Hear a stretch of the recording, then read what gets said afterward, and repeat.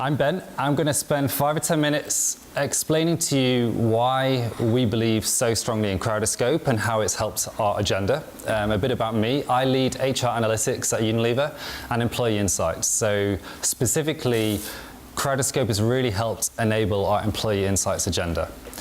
When we first started to look to the industry for a technology solution to the fact that we wanted to ask our people for their opinions, and we wanted them to help us craft ideas ourselves, we were extremely limited with the technology on the market. What we ended up with was technology providers coming to us and presenting a solution where effectively it was like this huge, uncontrollable Facebook comment feed where you ask a question and then boom, you get 1,000 answers. And it was the ultimate manifestation of the recency effect. The only opinions you could really interact with were the ones that appeared most recently to the one that you posted. You lost all of the context from the previous conversation. Unilever has been extremely committed to Crowdoscope. We've been hand in hand with Michael right through the entire process.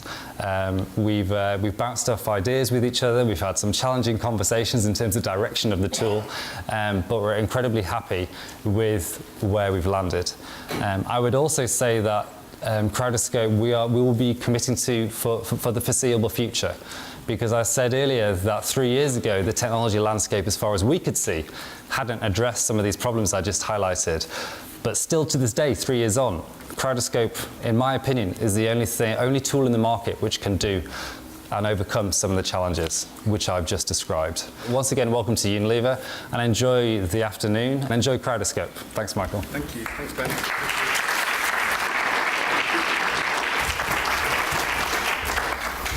Well, this is fantastic. I don't think I've ever done a presentation in front of so many people I know from so many different stages of my life, and it's great to see everybody here.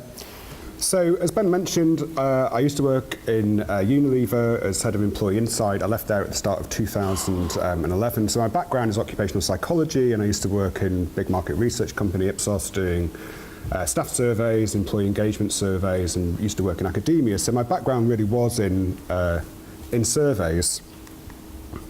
Here I am at my leaving meal. This is just up the road in the Bengal Tiger. I think Steve Bianchi bought me this book, Start Your Own Business. I didn't read it, Steve. I was going to bring it here today to hold it up, but I think I've thrown it out. Sorry.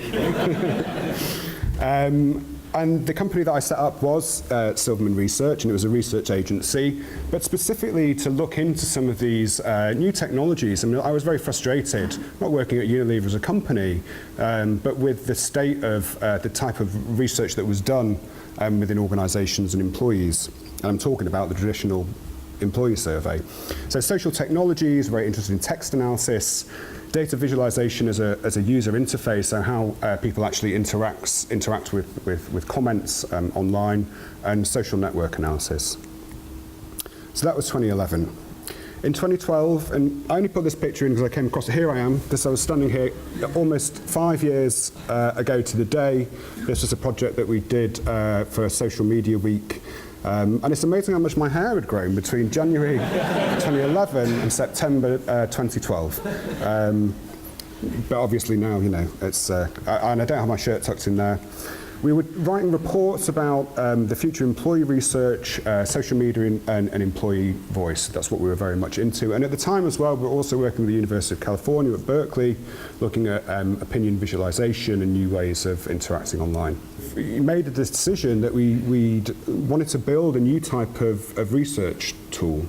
And all that I knew at the time was that I described this, when I was trying to sell it to people, as a visual and interactive opinion research tool for large groups of people. And there are a couple of differences to a survey. I guess the first one was that we describe it as a hybrid tool, so it combines both qualitative and quantitative inputs. And also, one of the big things about it, that it doesn't show comments in a list, like typical discussion forums. It displays comments in an interactive data visualization. So I'm just going to talk you through kind of some of the process of how do you actually start out building something like this. How do you get something through your head down into paper, some early sketches, then you mock these things up. I mean, for me, as you know, I'm not a developer, mocking these things up in PowerPoint and Prezi, and I can tell you some nights I would go to bed with my retina burning and seeing circles, all these circles. And some of you with sharp eyes may notice the name. It's not Crowdoscope, it's Viz Survey. Viz Survey, a name which I very liked. Viz, the slang for visualization, but turns out not many people know that. And survey, obviously, because it's a survey. But no one liked this name. I like this name. No one likes this name. Viz, and people said, oh, what, like the comment? They like the comic, Viz. And I think that would only be an issue in the UK. And then some people would debate, is this even a survey? Do you want to build this as a survey tool? Is it a survey tool? I still question. I don't know whether this is a survey tool or not. You decide. I'll come back to the name later. That's 2013. So in 2014, we needed to try and get some seed funding to build this, and it took a long time. It's quite a miserable job, walking around with your hand out, trying to get people to give you money, trying to sell this idea that you don't have this technology built. It's just some sheets of paper with some drawings on it. And in that time as well, we did various workshops, because part of the thing is trying to identify what is the minimum feature set, what features are people think are going to be useful, what you should build, what you shouldn't build.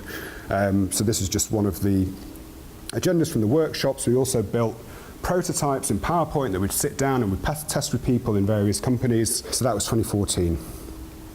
In 2015, we actually started doing some coding. So this was one of the first prototypes that we got. You can see how things would have evolved over the time.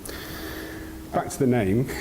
So at this point, I've got, right, we have to change the name. We have to think of the name. Again, my friend Steve Bianchi said, look, you've got to call it something. It's got to be started with crowd. It has to be started with crowd because then people would know what it is. And I thought that's a good idea. So here's some of the crowd synth that I liked, but it sounds a bit musical. It sounds a bit musical, like it's some kind of crowdsourced synthesizer. Crowdily, sticker LY at the end. That seems very common these days, doesn't it, with internet names? My personal favourite, crowd flap.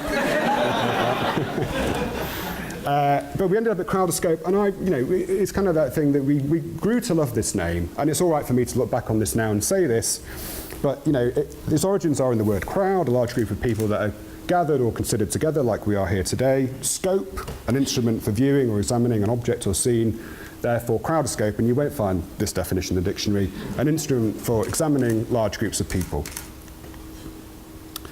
2016, we had the front end built and we were able to start testing this and actually start using it within companies. But there's so much more to build, and we only really just finished the tool this year in April, May, because we have to build all these things. There has to be an admin panel so that people can go up and set these Crowdoscopes up themselves. We need a mobile version. There has to be a moderation module. There has to be an email module that people can send out these invitations if they're doing unique links. There has to be a system of notifications and alerts. And the biggest one of all, there has to be some kind of analysis and reporting module, and that's what we built last. So here we are in 2017. We've got some good clients using the system now, which is fantastic, and you hear about some case studies later on.